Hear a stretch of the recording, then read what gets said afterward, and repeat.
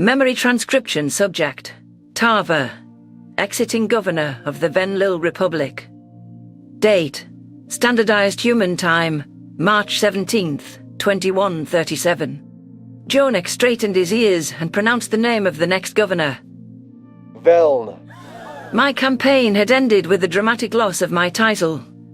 I'd given my concession speech in a daze and issued thanks to the United Nations people for all the work we'd done together.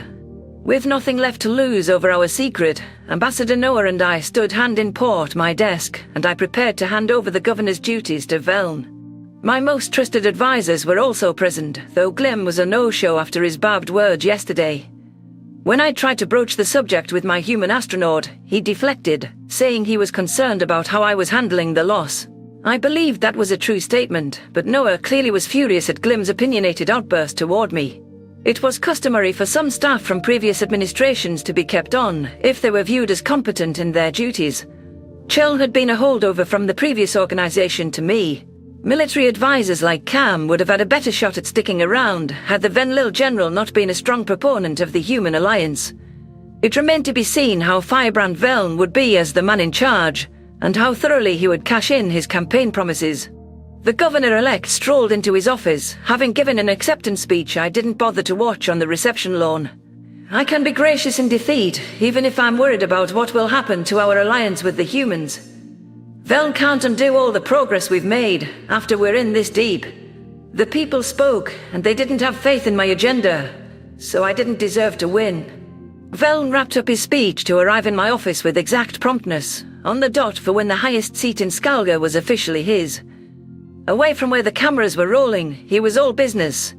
There was a shrewdness in his eyes, though he made a point not to acknowledge Noah and I's intertwined grips. The new governor took the long way around the desk to avoid passing us as a couple, and leaned back in the chair. He flicked his ears in satisfaction and gestured to the recently cleared-off desk as though imagining where his personal possessions would go. He then took inventory of the advisors that showed their faces before finally speaking. You should consider yourself relieved of your position. The former colony governor spoke, indicating to Noah with his tail. I want a real diplomat from the United Nations here. Someone who can talk policies, negotiate our disagreements, and represent your government on a technical level. I know humans have people like that. Ambassador Williams offered a tight smile. I'll reach out to them. Someone from the embassy staff will be in contact within the day. Good, but don't go yet because there's more to that message. Some of what I tell Chell may apply to you. My diplomatic advisor will do much more legwork than under the previous administration. Are you up for that, Cheln? Do you want to stay on? Cheln gave me an apologetic ear flick. Sir, I'd be happy to continue to serve the governor's office. Very good. Then I want several orders on my desk today, so start taking notes and preparing papers for my signature, press releases and social media posts. Yes, I do understand the last one isn't your job, but I want a cohesive communication strategy. You're going to work with my online presence manager, so we're on the same page. Understood, Governor Veln. Okay, my first order. Businesses and municipalities have the right to require visors for binocular-eyed individuals. I couldn't hold in my gasp of outrage at the thought of humans being forced to conceal their eyes on our streets. It was better than Veln attempting to throw the Terran refugees off our worlds and revoke their citizenship, but this insulted a piece of their very existence, implying that they were offensive to look at. Such an infringement on the rights of human residents who were equal under the law, singling them out for eye placement, made my prosthetic tail stiffen with fury. How much damage could this do to our alliance with Earth? How would I feel out on a date with Noah if he was forced to wear a visor? I remember how the external pressure to hide the predatory aspects of his appearance caused him to devalue his own worth on Arthur. I won't let anyone hurt Noah, not even the rightful governor of Skalga. How dare you? I hissed, flailing my tail with outrage. Noah squeezed my wrist. It's all right, Tarver. Calm down. You don't have to stick up for us anymore. I want to. You're people just as much as anyone else, and I won't stand for anyone treating you like monsters.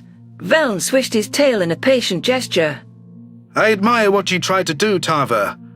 A member of your campaign staff told me about you and your human lover. I could have gone a lot further than vague insinuation on the debate stage, but I didn't. I don't hate humans, but I find that highly inappropriate. Tell me, do you think that's the sort of thing that should have been disclosed to the public? Fucking Glim. The rescue said he wanted Veln to win. He must have been upset when my rival didn't use the information to ruin me. No good deed goes unpunished. I don't see what my personal life has to do with denying millions of people the right to show their face, I spat, fury causing my pitch to climb. I'll explain for Noah to pass along to the United Nations in a moment. But what I'm saying, Tava, is that the people don't want change. Not all at once. They want stability and to feel in control of their destiny. Veln announced, as if it were self-evident. Shit, if I went as all out as my campaign promises, they'd resent me too by next election. What are you saying? I'm saying I won't uproot any lives, but I read the planet's temperature and I plan to take it down a notch. I'll give them enough of what they want to avoid civic unrest, and enough of what the humans want so that they can live with me. Public perception is what's important, and I plan to be a very popular governor, like I was in Milner.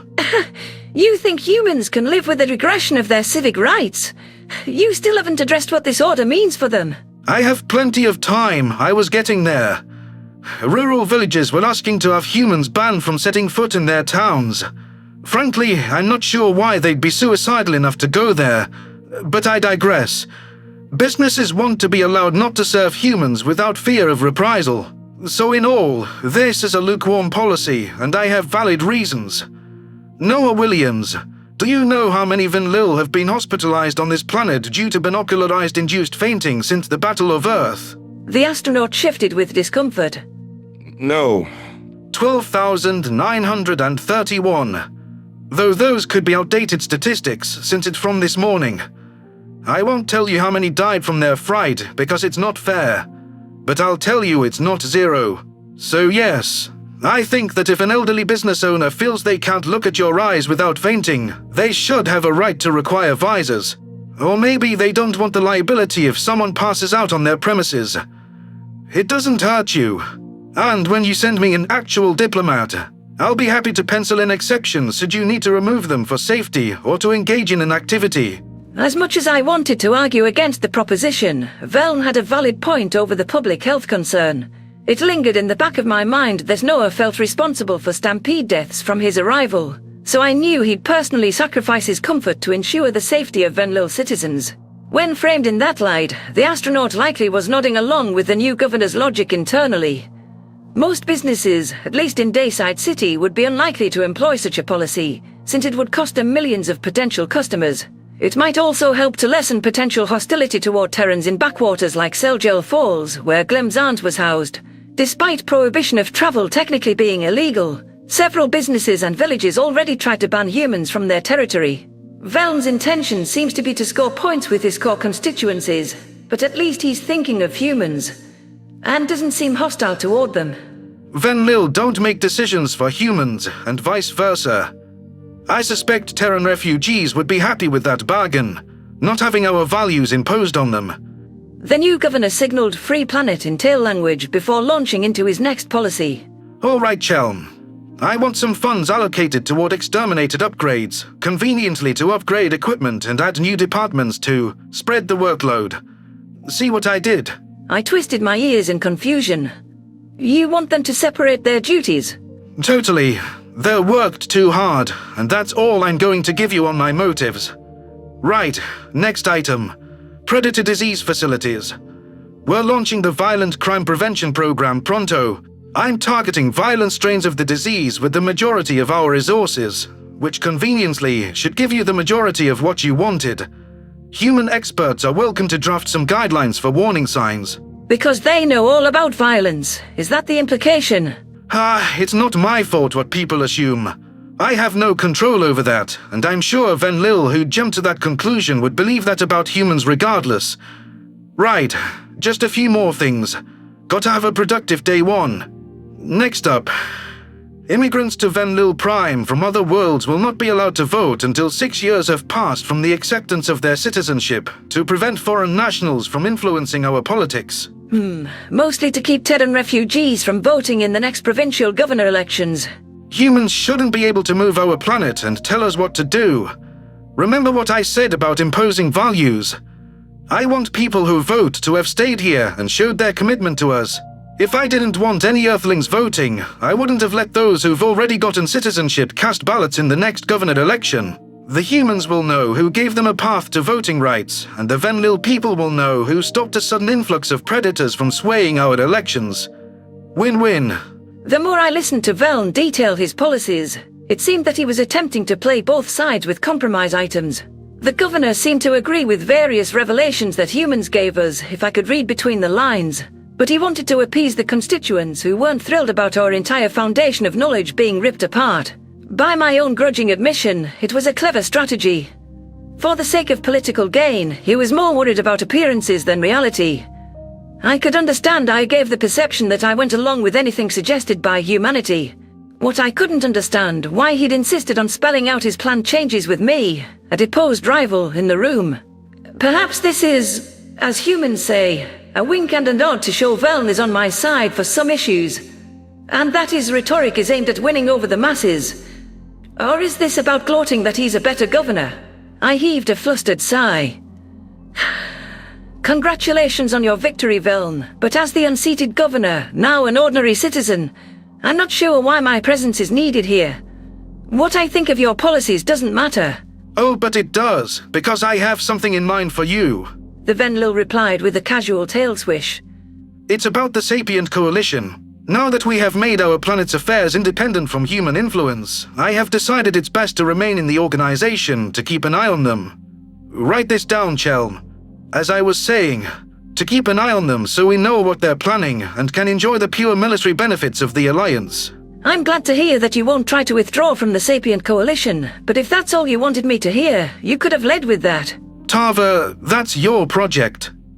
Before you were governor, you were our ambassador to the Federation. I want you to resume a role you are actually well suited for. To be our ambassador to the Sapient Coalition. It'll keep you in diplomatic contact with humanity, and honestly, I doubt there's anyone more comfortable or connected in the Earth Department. Plus, I'll be too busy with affairs here to handle that myself. I was silent for several seconds, shocked by the request. With respect, you just said that you didn't want us entangled with humanity. In that role, I imagine I'll be expected to follow your orders and wishes. You'll want me to sell them on policies I don't agree with. Your policies. I know you know how to do that, Tava. I'm sure it'll be difficult after being governor to take a step down and to answer to the same person you lost to, no less. But I want to show that we're not enemies, like I said earlier, to lower the political temperature. And if we show how magnanimous I am along the way, wonderful. I thought you'd have some reservations, so I did think of a small incentive as a signing bonus. What's that? Don't you dare lord something involving the humans' welfare over my head. Nonsense. My offer was a benign topic. I wouldn't play with lives. I'm not the Federation. My incentive was about that referendum for the planet's name. In the interests of self-determination, it should be up to the people. Though I do intend to speak my piece on why I'm not a fan of Skalga.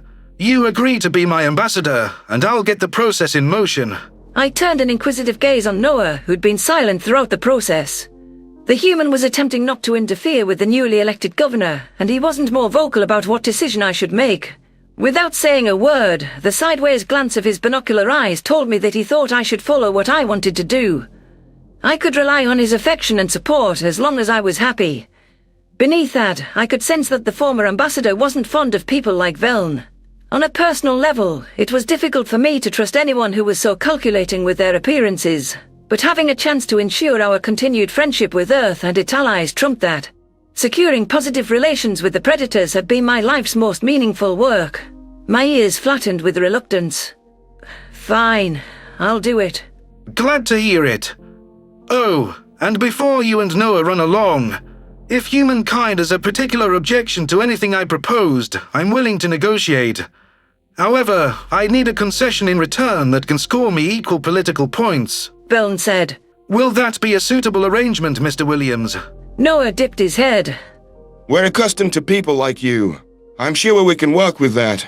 Delightful. I look forward to more productive conversations with your replacement. You both may leave. Calmer's classified briefings for the governor's ears only, I'm sure. I forced a polite farewell in tail language, not appreciating that parting shot. Veln couldn't resist sneaking in a reminder of his victory, perhaps in response to Noah's thinly veiled distaste toward him. As we departed the governor's office for the final time, I reminded myself that protecting humanity from persecution was more important than pride. The governor could have been more radical with his newfound power, and it was a small victory that I wouldn't be iced out of galactic politics. I couldn't say that the responsibility of an entire planet would be one I missed. If anything, my narrow defeat allowed Noah and I to spend our future together unrestricted. What came next for humanity and Venlil-kind was out of my paws now, but I hoped I'd done enough to lay the groundwork for a peaceful future between our two species.